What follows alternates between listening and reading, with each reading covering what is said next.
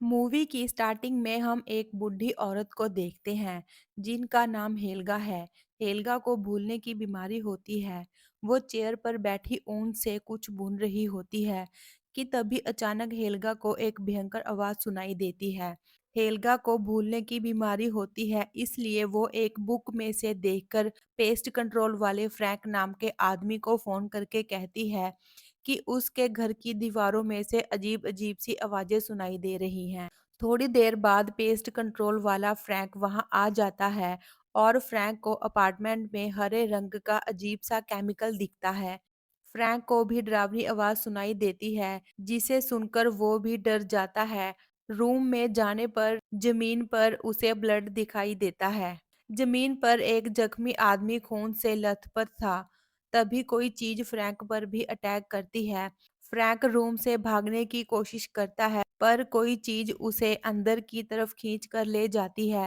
Helga को भूलने की बीमारी थी, इसलिए इस हादसे के बाद हेल्गा फिर से टीवी के सामने चेयर पर बैठकर दोबारा से स्वेटर बुनने लग जाती है। थोड़ी देर बाद फिर से वही डरावनी आवाज सुनाई देती है। इसके बाद मूवी हमें 4 दिन पीछे ले जाती है। एक मीटियोराइट तेजी से नीचे की तरफ आ रहा होता है और एक बिल्डिंग में जा गिरता है और उसमें से एक अजीब सा स्पाइडर बाहर निकलता है।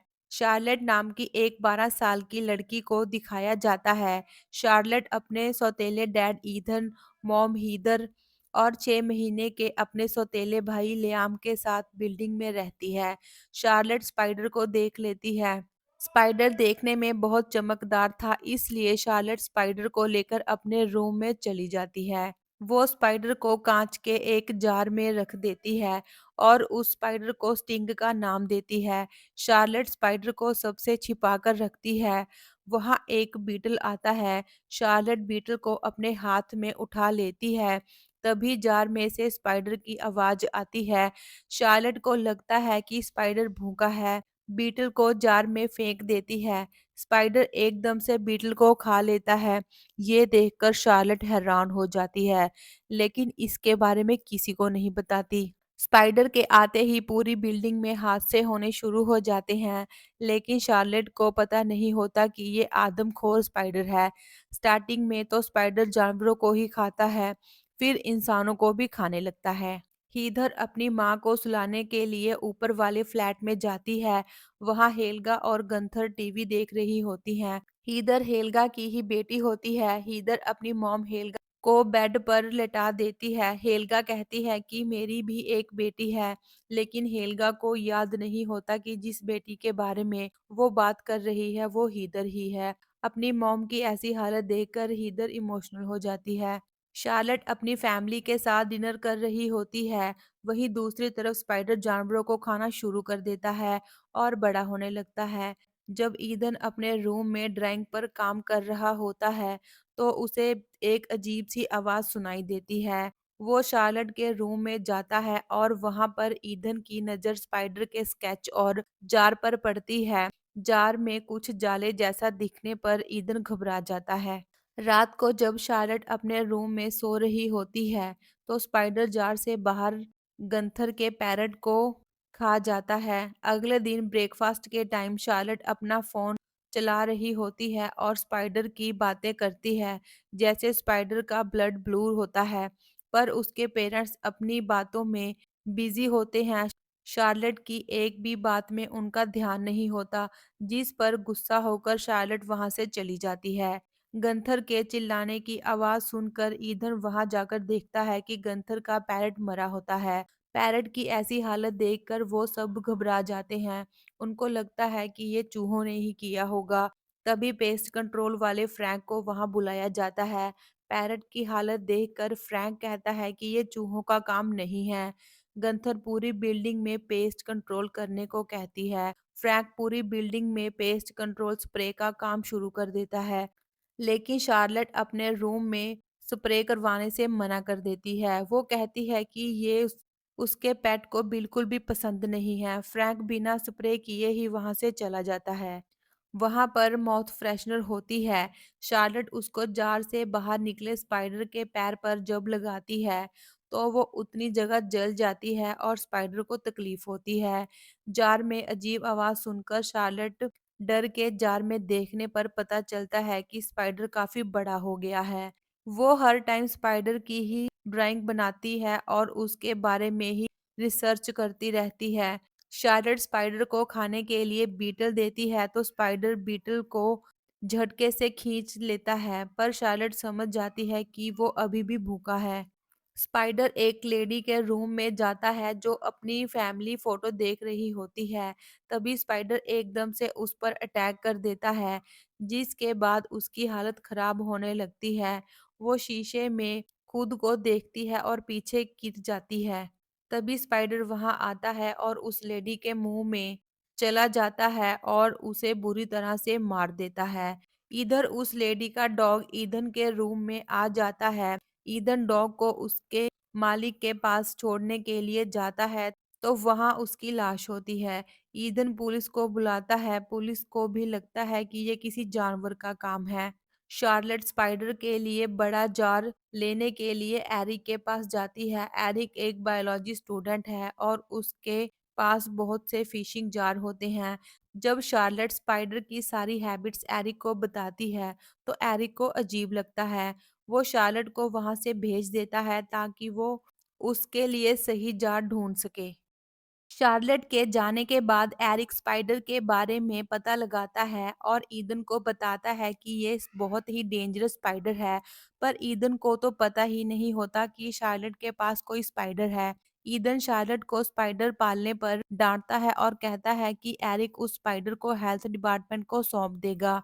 ये सुनकर शार्लेट ईदन पर नाराज होती है। इसके बाद हम देखते हैं कि एरिक स्पाइडर को एक बड़े फिश टैंक में डाल देता है। वो देखना चाहता है कि स्पाइडर कितनी मछलियों को खा सकता है, पर स्पाइडर सारी मछलियों को ही खा लेता है। रात के टाइम गंथर अपनी कैट को ढूंढती है, पर वो उसे नहीं मिलती। तभी स्पाइडर उस पर अटैक करता है और अंदर खींच कर ले जाता है। ईदन की अपनी वाइफ हीदर से किसी बात पर बहस हो जाती है और शार्लेट अपने भाई के साथ दूसरे रूम में जाकर हेडफोन लगाकर फोन चलाने लगती है। अचानक शार्लेट के सर के ऊपर से होते हुए स्पाइडर दूसरे रूम में चला जाता है और ईधन पर अटैक कर देता है और उसे खींच कर ले जाता है। शार्लेट को अभी भी पता नहीं होता कि क्या हुआ। डॉग के भौंकने पर वो उसे खाना दे देती है, पर वो फोन में इतना बिजी होती है कि सामने देखती ही नहीं। थोड़ी देर बाद जब शार्लेट देखती है कि उसके मॉम डैड वहां नहीं है, तो वो मॉम डैड को ढूंढती है, पर कोई भी नहीं मिलता। स्पाइडर मुर्दा लोगों को नहीं खाता, इसलिए जिन लोगों पर स्पाइडर ने अटैक किया उनको एक जगह पर इकट्ठा करता है ताकि धीरे धीरे से उनको खा सके। जब शार्लेट को मॉम डैड नहीं मिलते तो वो अपने भाई के पास जाती है, पर वो उसके भाई लियाम को ले जाता है। शार्लेट बहुत डर जाती है क्योंकि उसको नहीं पता था कि जिस स्पाइडर को वो पाल रही है वो आदमखोर स्पाइडर है। तभी शार्लेट माउथ फ्रेशनर को पानी में घोलकर स्पाइडर को मारने के लिए जाती है। शार्लेट स्प्रे करती हुई एयर डग से एरिक के रूम में देखती है कि फिश टैंक टूटा हुआ है। वो एरिक को आवाज लगाती है, पर स्पाइडर ने एरिक को दीवार से चिपकाया हुआ था। इसके बाद शार्लेट भागकर अपनी नानी के पास जाती है और कहती है कि खराब मौसम की वजह से फोन काम नहीं कर रहा है। अगर कभी भी कॉल लगा तो वो पुलिस को बुलाए। स्पाइडर से बचने के लिए शार्लेट माउथ फ्रेशनर वाले लिक्विड को अपने ऊपर उड़ेल लेती है। ईधन के चिल्लाने की आवाज सुनकर शार्लेट वहां जाती है और ईधन को पूरी तरह से स्पाइडर के जाले में फंसा देखती है। तभी मेन गेट पर पेस्ट कंट्रोल के लिए फ्रैंक आ जाता है। दूसरी तरफ शार्लेट अपने डैड पर माउथ फ्रेशनर का स्प्रे करती है।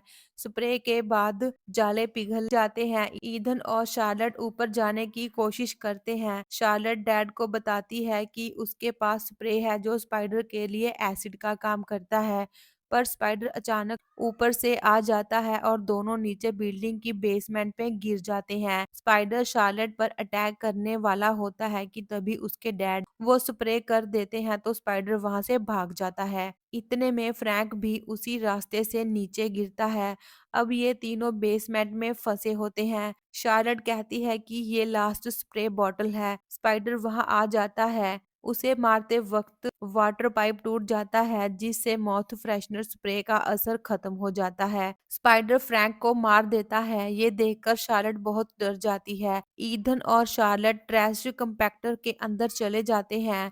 वही हीदर और लियाम स्पाइडर के जाले में फंसे होते हैं। वो अभी भी जिंदा थे। स्पाइडर वहां अंदर आ रहा होता है तभी ईदन ट्रैश टनल डोर को बंद करने की कोशिश करता है पर कुछ इलेक्ट्रिकल इशू की वजह से डोर बंद नहीं होता। ईदन जल्दी से वायर ठीक करता है। वायर तो ठीक हो जाती है लेकिन ईदन को जोर से करंट लगता है और वो बेहोश हो जाता है। स्पाइडर शार्लेट की तरफ बढ़ रहा होता है तभी शार्लेट बटन दबा देती है और डोर स्पाइडर के ऊपर गिरते ही स्पाइडर मर जाता है। पर ईदन को जोर से करंट लगता है। शार्लेट की मॉम ईदन को उठाने की कोशिश करती है पर ईदन बेहोश था। ये देखकर शार्लेट को एहसास होता है कि सौतेला होते हुए भी ईदन ने डैड होने का पूरा फर्ज निभाया है। ईदन की सांसें दोबारा से चलने लगती हैं। शार्लेट ईदन को गले लगाकर उसे डैड कहती है। सभी खुश हो जाते हैं। उनको लग रहा था कि आदमखोर स्पाइडर मर चुका है इसलिए अब कोई खतरा नहीं है। पर वहीं स्पाइडर ने बहुत सारे एग्स दिए हुए थे जिसमें से स्पाइडर के बच्चे बाहर निकलने लगते हैं। इसी सीन के साथ मूवी खत्म हो जाती है।